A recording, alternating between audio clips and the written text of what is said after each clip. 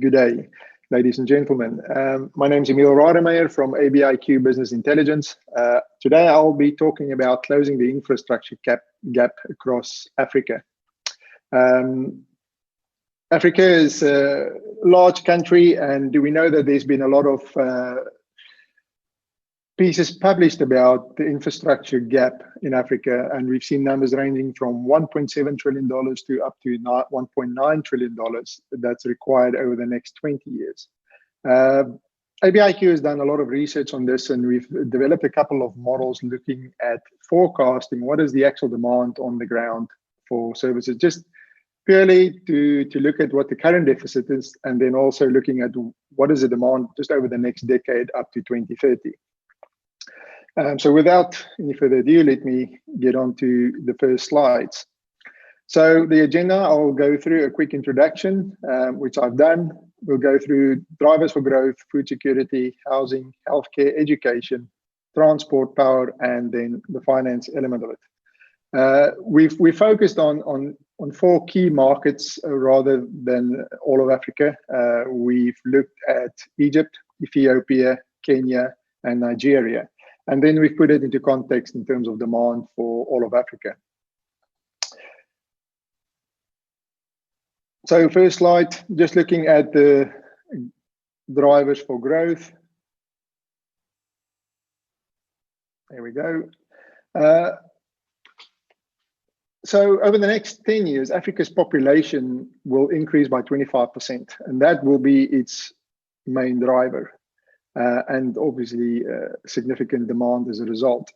We will see the population grow from the current 1.3 billion up to 1.6 billion by 2030. What's worthwhile to note is that,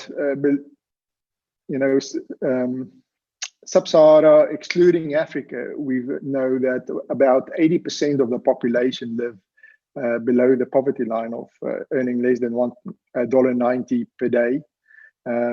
We know that over the next 10 years, there will be 400 million additional mouths to feed, and there will be 300 million more kids to educate, and that's just up to 2030. By 2050, about 50% of the world's working age population will be in Africa. That's half of the world's working age population.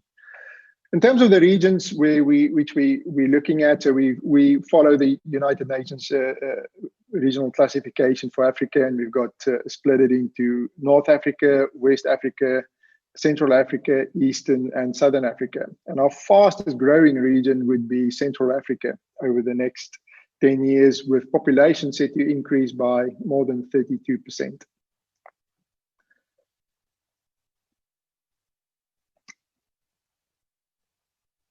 Moving on to the next slide. So this is just trying to show the 4 markers that we're focusing on, how they would relate, how do they compare, and how do they compare when compared to the rest of Africa. So we can see that those 4 countries is about 25% of Africa's population, or will be 25% of Africa's population by 2030. So Nigeria is already the most populous country, and is set to increase by another 27%. We also have Egypt, well over 100 million, and Ethiopia at 100 million, over 100 million as well, 140 million by 2030, followed in 4th place by Kenya.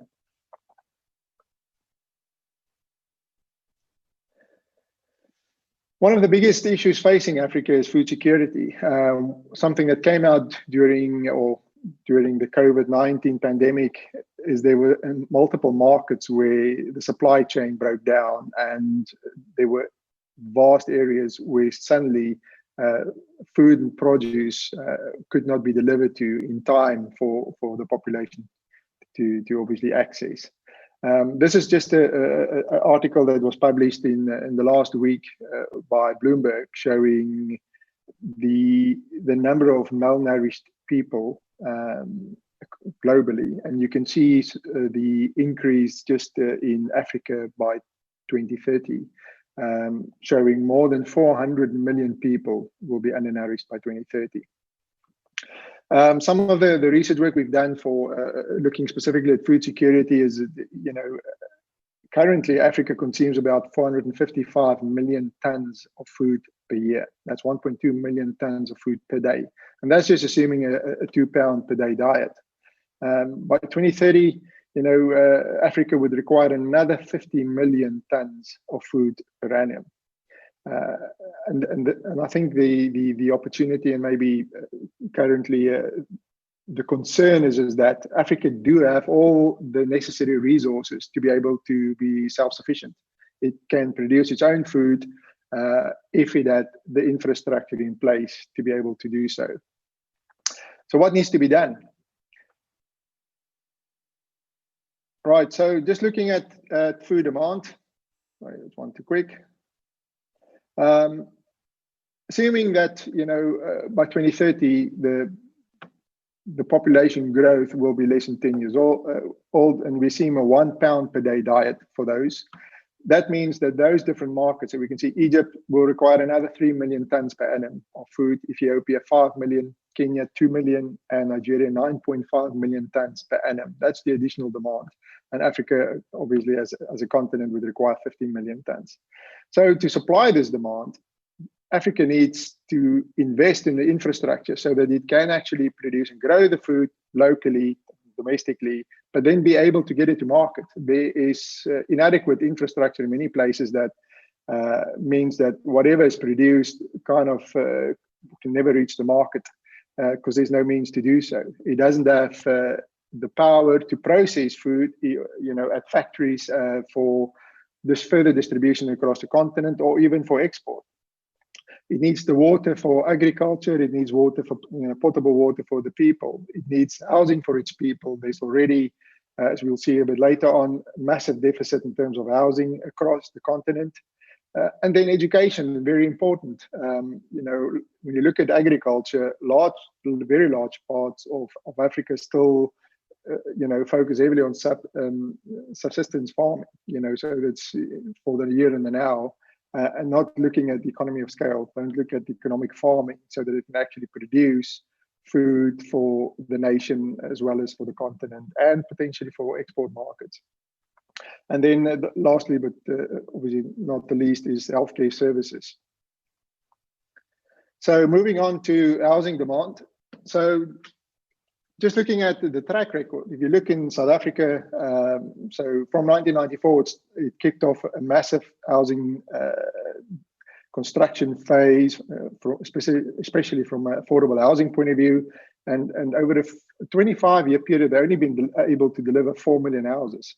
Currently, they probably needed between 3 and 4 million more houses to be built. If you look at Kenya, currently 2 million houses. And then if we just ignore the current deficit, which we know, then the population growth and the new entrants, those in the 20 to 30-year-old age bracket, will require another 15 million homes across the African continent. Current estimates show that there are shortages amounting to about 56 million homes across the continent. That's ranging market by market between 4 and 7% per market in terms of the shortage, looking at the population. And then that brings a total demand, by assuming by 2030 that you would like to catch up or close the gap, and then also supply the new market or the new entrants, the growth component. We need 71 million homes by 2030 across the African continent. So just put some numbers to this. So, I mean, a basic, what we try to put up there is just, low-cost housing design that we've seen. There's examples across the continent. If you look at, assuming a 50 square meter or about 540 square foot house as a minimum standard, that would cost, on average, again, some markets more expensive, others a bit cheaper, depending on labor and materials. It's about $35,000 to build. So if you just use it as an assumption, you look at the massive demand, Africa needs $2.4 trillion to build housing for all. That is, a bit more than it's about the same as the entire continent's GDP. Ignoring the shortage, and the 15 million homes required from new entrants in the market, That's, looking at the population growth. You need another, that's about 525 billion, between 2020 and 2030, just to cater to the population growth. So looking at those 4 key markets again. So we know in Egypt, we're looking at, including growth, they need about 3 million houses by 2030. Investment, requirement would be over $100 billion. Ethiopia, 2.1 million houses, $73 billion. Kenya, 2.4 million houses at $84 billion. And the same for Nigeria, being the largest market, most populous, would require over 20 million houses over the next 10 years if they want to catch up on the infrastructure gap and also provide the growth. That requires a staggering over $700 billion of investment. And as we've said, the continent, 2.4 trillion overall. So massive numbers. Coming to healthcare, I think COVID-19, what we've seen is that it's exposed Africa's healthcare system globally as well, but certainly there's a lot of focus on Africa.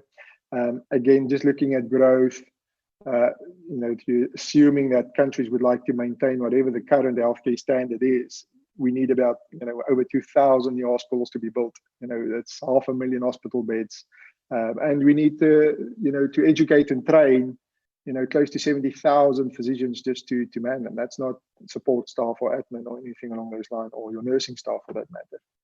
But looking at hospitals, the average cost, again, depends on what type of facility it is, but you're looking at about $50 million for a 200-bed facility. And then on that basis, just applying it across, Africa requires well over $100 billion over the next 10 years just in the healthcare sector. That's just, developing the infrastructure. Moving on to the different markets again. So Egypt, we see they to obviously meet the demand from the population growth, 130 hospitals.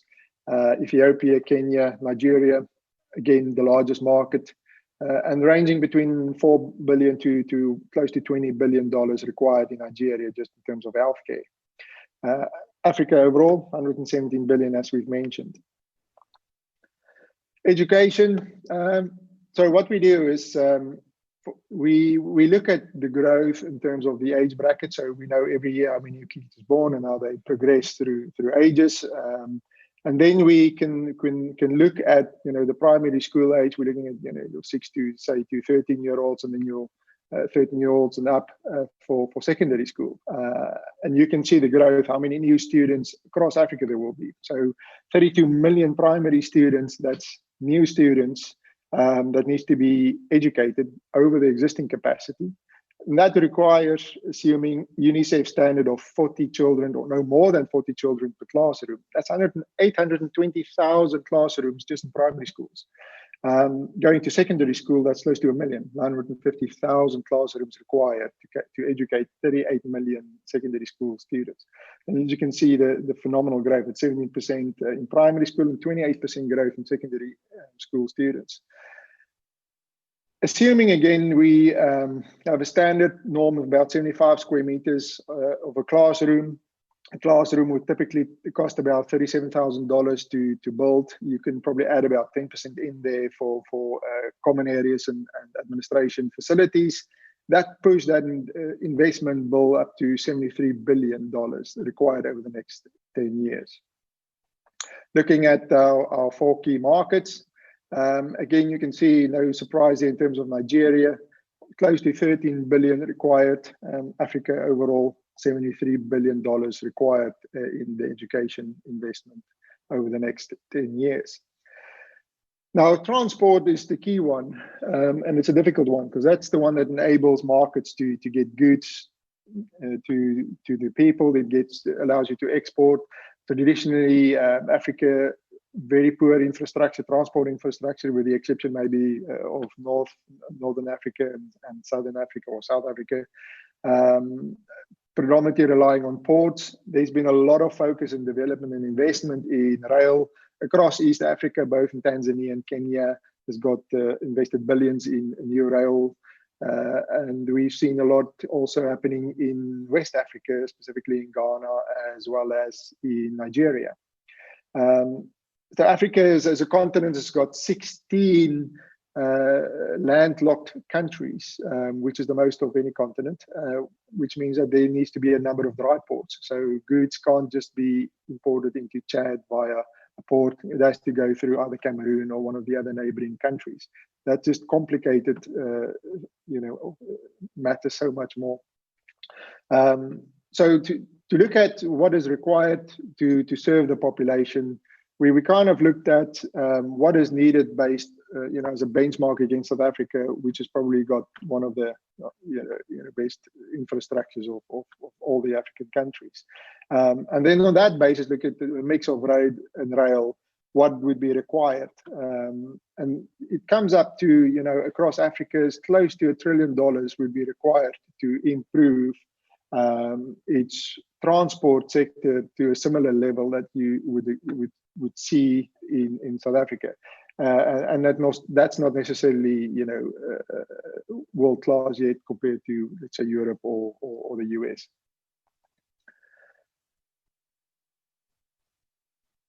Power. One of the consistent driver or a consistent goal that we see across Africa is a lot of the countries has looked at providing 100% access to power within the next 10 years. It's a goal in say about 80% of the African markets. We have places like Morocco who has managed to achieve that in 2017 already. But for most of Africa, there are still shortages. Egypt has done extremely well over the last 10 years to improve its access to power, and actually probably at a position where it can also export power into Sudan and other markets. But overall, we're looking at, only 3 out of 5 people has got access to power in Africa, which means to improve that, it requires another 225 gigawatts of power over the next, whatever that goal line is. If it is 2030, it's 225 gigawatts over the next 10 years. So just assuming at the $1.20 per watt, which is kind of what the current solar rate is in terms of investing, that means it's another $270 billion of investment required over the next 10 years to provide 100% access to power for Africa's population. In the different markets that we have, we can see Egypt is, the next 10 years won't require, probably got some spare capacity that it can utilize. Ethiopia needs to invest quite significantly, as well as Nigeria. And Kenya has been probably one of the leaders in Africa when it comes to renewable energy, from the Turkana wind farm, as well as solar and mini grids across big parts of Eastern Africa, as well as Western Africa. Right, so that brings us back to a bit of a tally, looking at, just for these main sectors across Africa, what is required. So that pushes the bill up to about $3.8 trillion. That's, it's a multiple of its GDP that's required. And you can see, Nigeria, one of the most populous markets, obviously needs the most investment as well, close to $1 trillion, which is well then double or close to double its GDP, annual GDP. So a lot of opportunity across all sectors in Africa to invest in. So the question is, how do you finance all of this? So the traditional route has been going through your public-private partnerships. We've seen multiple reports where, due to corruption and inefficiencies, almost 40% of the funding that was made available has kind of got lost or didn't reach its end goal.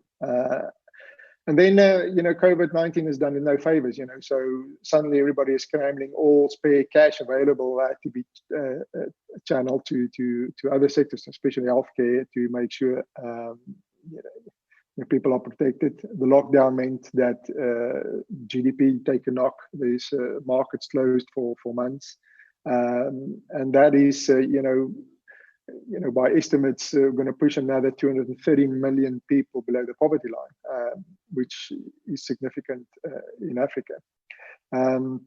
So David Baxter from the Association of PPP Professionals has written a strategy, or developed a strategy for countries to look at PPP projects and how to resuscitate them, so to say, by applying a triage principles used in the healthcare sector to make sure the PPP projects receive funding and actually proceed.